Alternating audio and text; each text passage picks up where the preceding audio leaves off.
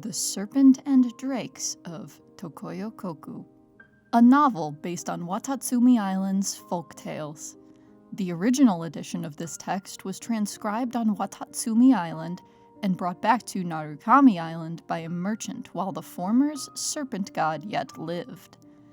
No one reads this ancient tome nowadays, its role supplanted by all the light novels on the market. This book describes the unique cosmological outlook of the Watatsumi people before they came to adopt aspects of Narukami culture, and a recent resurgence in traditional novel publishing has allowed it to see the light of day once more. Mysteries creation conceals, the sun and moon omens reveal. Three corners in darkness shrouded, the void by 5 saints clouded.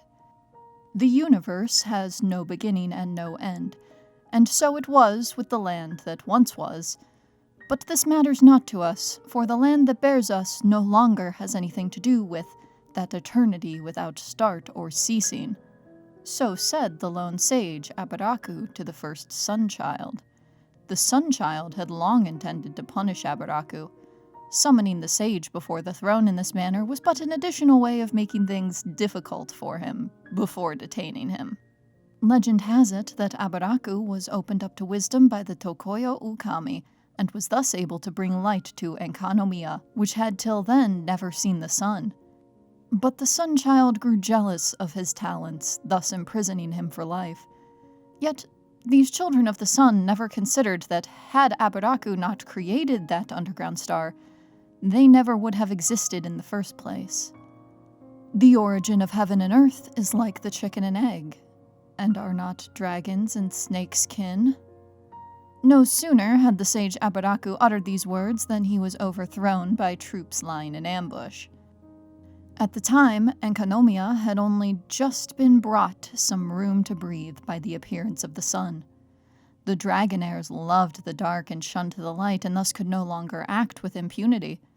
The days when the Dragonaires would rampage and graze on humanity like so much grass had at last come to an end, for the people of Enkanomiya finally had the means to resist. Yet it came to pass that the flaws in human nature would rear their ugly heads, even before such outside threats could be quelled. The people chose a Sun-Child, crowned him king, and worshipped him, and yet he ruled with a brutal hand, framing the righteous. Unnumbered years would pass before a young child of Enkanomiya would make a wager with his peers. Alone, he would dive beyond the 3 corners, evading the trail of the Dragonair in search of a dragon bone flower. But what he found instead within a great cavern was a mighty serpent, one he had never seen before. Somehow, as he gazed upon the serpent's titanic form, the child felt no fear, but instead a kind of kinship. "I am the profane serpent. Though my servants are numberless, not one mortal now dwells in my shadow. That I have fallen into this realm and that we would meet. Perhaps this is fate. You are not one of my people, but you are human nonetheless. Speak your desire, and I shall hear it." Could you then, perchance, become our god? Thus did they, human and serpent, go forth to face the royal authority of the Sun-Child and the incursions of the Dragonairs beyond. Thus was the curtain raised on the turning of the tide.